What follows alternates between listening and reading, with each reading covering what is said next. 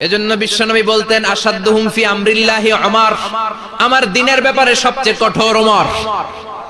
বিশ্বনবী বলতেন আমার পরে কোনো নবী নাই, কোনো রাসূল নাই, তবে আমার পরে যদি কেউ নবী হতো আমার ওমর নবী হয়ে যেত। লা নবিয়্যা বা'দি ওয়ালা রাসূল, আমার পরে রাসূল নাই, কোনো নবী নাই, তবে লাউ কানা বা'দি নবিয়্যুন লাকানা ওমর। প্রভু তুমি বলেছো রাসূল দেবে না, বলনি দেবে না ওমর, বলনি দেবে না হামজা তারিক, খালিদ বিজয়ী সমর। প্রভু তুমি বলেছো রাসূল দেবে না, বলনি দেবে না ওমর, বলনি দেবে না হামজা তারিক, খালিদ বিজয়ী সমর। প্রভু তুমি বলেছো রাসূল দেবে না। আল্লাহু আকবার। মদিনায় যত মুনাফিক ছিল জমের মতো ভয় পাইতো সাইয়েদনা ওমরকে। শয়তানদের লিডার ইবলিসও ভয় পেত ওমরকে। বিশ্বনবী বলেন ওয়াল্লাযী নাফসি বিয়াদিহি, ওমর ওই সত্তার কসম যেই সত্তার হাতে আমার আত্মা, মা লাকিয়াকা শাইতানু সালিকান ফাজ্জান ইল্লা সালাকা ফাজ্জান গায়রা ফাজ্জিক। ওরে ওমর, শয়তান যদি তোমারে কোনো রাস্তায় দেখে, ইবলিস যদি তোমারে কোনো রাস্তা দিয়ে হাঁটতে দেখে, ইবলিস ওই রাস্তা রেখে দিয়ে অন্য রাস্তা দিয়ে হাঁটে। ইবলিসও সাইয়েদনা ওমর ফারুককে দেখলে, এই রাস্তা দিয়ে দেখলে ওর বাপের কি জীবনে এই রাস্তা দিয়ে হাঁটবে না, এই রাস্তা ধুইয়া ওই আরেক রাস্তা ধরবে। চিল্লায় পড়েন আল্লাহু আকবার। কাফেররা ভয় পেত, মুনাফিকরা ভয় পেত, শয়তান ভয় পেত, এমনকি বিশ্বনবীর বিবিরাও ভয় পেত। সুবহানাল্লাহ পড়েন। বিশ্বনবীর বিবিরা বিশ্বনবীরে ধরলেন, আমার এইটা কিনা দেন, ওইটা দেন। বিশ্বনবী কয় টাকা নাই, ক্ষমতা নাই, সামর্থ্য নাই, বেশি কথা কইলে তালাক নিয়ে যাও, তোমাদের চেয়েও সুন্দরী অনেক সতী সাধবী নারী আল্লাহ ব্যবস্থা করে দিবে। বিবিরা মাঝে মাঝে খুনসুটি করতো, নবীরে ধরতো, এটা নাই ওইটা নাই, এটা দেন। একবার সব বিবিরা টাইট করে ধরছে, ও নবী আয়েশার ঘরে যেদিন থাকেন সাহাবারা বেশি হাদিয়া পাঠায় কেন, আমাদের ঘরে যেদিন থাকেন পাঠায় না কেন? কালকে জুমার নামাজের পরে ঘোষণা দিবেন সবার ঘরে সমান সমান হাদিয়া। নবী কয় আমি হাইতান্ন। ও মিয়া, কে হাদিয়া দিবে, কটুক দিবে, এটা কি ইমাম সাহেবের কাজ? ইমাম সাহেবের বাসায় কে কোন দিন কি খাওয়াবে, কি গিফট দিবে, এটা তো কে যে গিফট দিবে তার ব্যাপার। বিশ্বনবী বললেন আবু বকরকে সবাই ভালোবাসে, তাই আবু বকরের মেয়ের ঘরে যেদিন আমার ডেট পরে থাকার সময়, ওই দিন হয়তো বেশি হাদিয়া পাঠায়, তোমাদের ঘরে পাঠায় না। আমার বলার কোনো সুযোগ? বিবিরা কয় না, আপনারে বলতেই হবে। নবী কয় আমি পারবো না, বিবিরা কয় পারবেন। ইন দ্য মিন টাইম দরজার উপর থেকে কে যেন সালাম দিল, আসসালামু আলাইকুম ওয়া রাহমাতুল্লাহ। বিশ্বনবী বললেন ওয়া আলাইকুমুস সালাম। বিশ্বনবী বুঝতে পারলেন সালামটা আমার ওমরের সালাম। বিশ্বনবী সালামের উত্তর দিয়ে বিবিদের দিকে তাকায়, দেখে একটা বিবি ওর সামনে নাই, সব উদাও, ভ্যানিশ হয়ে গেছে। ওই যে ওমর। সুবহানাল্লাহ পড়বেন না? এই জন্য ওমরকে শয়তানও ভয় পেত। আমাদের বাচ্চাদেরকে, আমার মেয়ে একটা মাত্র মেয়ে, খাইতে চায় না, শুধু আমার মেয়ে না, অধিকাংশ বাচ্চাদের এই অবস্থা। ওর আম্মু দিক দিয়ে খাওয়ায়, আবার দৌড় দেয়, আবার আমি খাওয়াই, আবার কান্নাকাটি করে, বলে গল্প শোনাও, তাইলে খাবো। এখন গল্প শোনাইলেও খায় না। বর্তমান সময়ের ছেলে মেয়েগুলো এরকম, এত জ্বালাতন করে, খেতে চায় না তো বলতে হয় বাঘ আসবে, বাঘ, সিংহ আসবে, সিংহ, সিংহ মামা আসবে, ঘুমাও ঘুমাও, এগুলো আমরা বলি না? বড় দোষী তো আপনারা কি বলেন? বাচ্চা যদি না ঘুমায়, না খাইতে চায়, এগুলোই তো বলে। বাঘ আসবে, বিড়াল আসবে। মদিনাতে ওমরে ফারুক যখন খলিফা, মদিনার কোন বাচ্চারা যদি না খেতে চাইতো, না ঘুমাইতে চাইতো, মদিনার মায়েরা বলতো তাড়াতাড়ি ঘুমাও, ওই যে ওমর আসতেছে, ওমর। আল্লাহু আকবার। কি শাসক ছিলেন সাইয়েদনা ওমর! সবাই সমান, উনার বিধান, উনার রীতি সবার জন্য সমান। মদ খাওয়ার অপরাধে নিজের কলিজার টুকরা ছেলে আবু শাহমাকে 80টা বেত মেরেছে। হাদিসটা দাঈফ, তবে শিক্ষা আছে আমাদের জন্য। 80টা বেত মেরেছে। এক রাওয়ায়াতে পাওয়া যায় বেত মেরে ছেলেটাকে আহত করে ফেলেছে, আর এক রাওয়ায়াতে পাওয়া যায় পিটাতে পিটাতে ছেলেটাকে দুনিয়া থেকে শেষ করে ফেলেছে। ছেলের মুখে গন্ধ পেয়েছে। আর শরীফতা খামরান, কিরে মদ খাইছস? কয় না বাবা, শরীফতু নাবিজ, আমি নাবিজ খেয়েছি। নাবিজ খাওয়া যায়। নাবিজ হচ্ছে রাতের বেলা আরবরা দুধের মধ্যে শক্ত খুরমা ছেড়ে দেয়। 1 কেজি দুধের মধ্যে 10টা শক্ত খুরমা ছেড়ে দিলে সকালবেলা দুধের কালারটা সাদা থাকে না, শক্ত খুরমার রস টেনে ওটা লাল হয়ে যায়, খেতে বড় মজা। এটাকে বলে নাবিজ। কিন্তু সকালেই খেতে হবে। ওইটারে যদি 3 দিন জমায় রাখেন, 4 দিন জমায় রাখেন, ওইটাও গাঞ্জা হয়ে যাবে, ওইটাও তারি হয়ে যায়, মদ হয়ে যায়। সাইয়েদনা ওমরের ছেলে এই কাজ করেছেন, একটু তারির স্বাদ নেয়ার জন্য 4 দিন রেখে দিয়েছে। সাইয়েদনা ওমর বললেন, কি খাইছস? কয় মদ খাই নাই। নাবিস খাইছস? এদিকে আয়।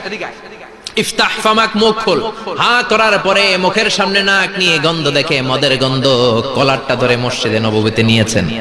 ইন দা মিন টাইম মসজিদে নববীতে জোহরের নামাজ হয়। নিজের ছেলেকে মসজিদে নববীর উস্তুয়ানা বলে, উস্তুয়ানাতু মসজিদুন নববী, মসজিদে নববীর পিলারে বেঁধেছেন।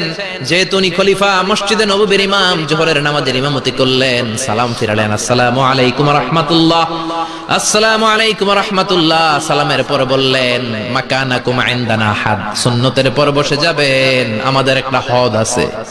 আল্লাহর দেয়া যে বিধান, বিচার, এটাকে আরবিতে বলে হাদ, প্লুরাল হচ্ছে হুদুদ। আমাদের হুদুদ আছে, মানে গুরুদণ্ড আছে, বসবেন। হাজার হাজার মানুষ সবাই ওযু করে যখন ঢুকতেছিল, দেখে আবু শামা পিলারে বাঁধা। সবাই তো আশ্চর্য, কি আজীব তামাশা, প্রেসিডেন্টের পোলা বাঁধা। নামাজের পরে বাইরে আসার পরে হাজার হাজার মানুষ তাকিয়ে আছে। কানাঘুষা শুরু হয়ে যায়। সবাই বলে, কি হয়েছে? ওমর কয়, আমার টানাটানি করা যাবে না। এই যে থামেন, এখন টানলে কি হবে আমি জানি, খুব বিশৃঙ্খলা হবে। দাঁড়ায় শুনেন, দাঁড়ায় শুনলে ডবল সওয়াব। আমি চলে গেলে এরপর আপনারা টানাটানি করে ঢুকেন। কথা শুনতেছেন তো? মনোযোগ আছে? লোকদের মধ্যে কানাঘুষা। প্রেসিডেন্টের ছেলে, কেউ কয় ওমর মনে হয় মারবে না, যেহেতু নিজের ছেলে তো একটু ধমকি দিয়ে ছেড়ে দিবে। কেউ বলে, না, ওমর তো এত সহজ মানুষ না, মদের বিচার তো 80টা বেদ, মনে হয় 40টা মারবে। কেউ কয় না, 80টাই মারবে। ওমর চেয়ারে বসে জল্লাদরে ডাকলেন, বললেন, ইবদা বিসমিল্লাহ, নে চাবুক শুরু কর। বাইতুল মাল থেকে শক্ত সাইজের একটা চাবুক আনবি।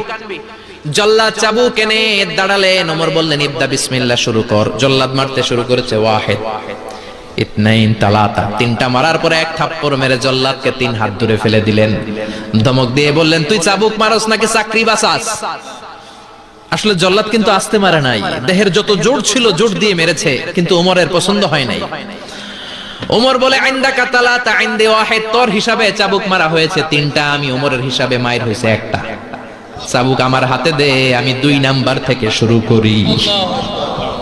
ওমরে ফারুক 2 নাম্বার শুরু করলেন। 2, 3, এক একটা চাবুক মারে, ছুপ ছুপ করে চামড়া ছিলে, রক্তগুলো মসজিদে নববীর বারান্দার পিলারের মধ্যে লাগে। ওমরের চেয়ে শক্তিশালী দ্বিতীয় কোন পুরুষ মদিনার জমিনে ছিল নাকি? ওমরের হাতের মাইর। ছেলেটা চিৎকার দিয়ে বলে, বাবা, ও আব্বা, আর মদ খাবো না, ছেড়ে দেন, আর খাবো না। মদ তো আমি খাই নাই, আমি খেয়েছি নাবিজ, 3-4 দিন রাখার কারণে একটু মাতলামি হয়েছে আমার। আব্বা, এবারের জন্য ছেড়ে দেন, আর খাবো না। ওমরের কঠোর হৃদয়ে কোনো দয়া মায়া আসে না, মারতে লাগলেন। এবার আবু শাহামার মা, ওমরের বউ, পায়ের মধ্যে ওমরের পায়ে পড়ে ডেকে বলে, ওমর, আমার কলিজার টুকরা ছেলেটারে মারিস না। 30টা বাড়ি মারা হয়েছে, আর বাকি 50টা বাড়ির জন্য এক একটা চাবুকের বিনিময়ে আমি এক একটা ওট আল্লাহর রাস্তায় সদকা করব রে ওমর। সাইয়েদনা ওমর বলে, আরে নিয়ে যাও। আবু শাহামার মা ওট দিয়ে আল্লাহর জাইন, চাবুকের বাড়ি থেকে একটা বাড়িও কমানো যাবে না, 80টা বাড়ি দেয়া পর্যন্ত পৃথিবীর কোন শক্তি আবু শাহামারে আমার হাত থেকে ছুটাতে পারবে না। আবু শাহামার মা কাঁদতে লাগলো। ওমরের মনে দয়া মায়া হয় না। 40টা বাড়ি মারার পরে ছেলে বেহুশ, 50টা মারার পরে আবু শাহামা দুনিয়া থেকে শেষ। সবাই নিস্তব্ধ, নীরবতা, পিন ড্রপ সাইলেন্স, পিন পতন নীরবতা। রাগে তখনও গড়গড় করছে ওমর। সাইয়েদনা ওমর বললেন, গোসল দে, জানাজা দে, কবর দে। কবর দেওয়ার পরে ওই কবরের উপর 51 নাম্বার থেকে মারা শুরু করলেন। 52, 53, 60টা, 70টা, 80টা চাবুকের বাড়ি কবরের মধ্যে, বিশাল বিশাল বড় বড় বাড়ি মেরে আঘাত করে আল্লাহরে ডেকে বললেন, আল্লাহ, আমার ছেলে হওয়ার কারণে, প্রেসিডেন্টের ছেলে হওয়ার কারণে আমি পার্সিয়ালিটি করি নাই, একটা চাবুকের বাড়িও কম দেই নাই। কিয়ামতের দিন তুমি আমারে জালিমদের কাতারে দাঁড় করাতে পারবা না। আল্লাহু আকবার।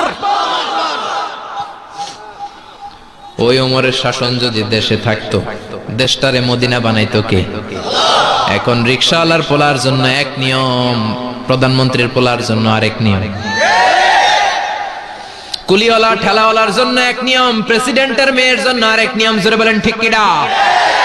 সবার জন্য যদি এক নিয়ম হতো, চুরি করলে যদি হাত কাটা হতো, জিনা করলে যদি পাথর মেরে গর্দানটা উড়িয়ে দেয়া যেত, বাংলার জমিনে আর কোনো চোর আর জিনাখোর পাওয়া যেত না।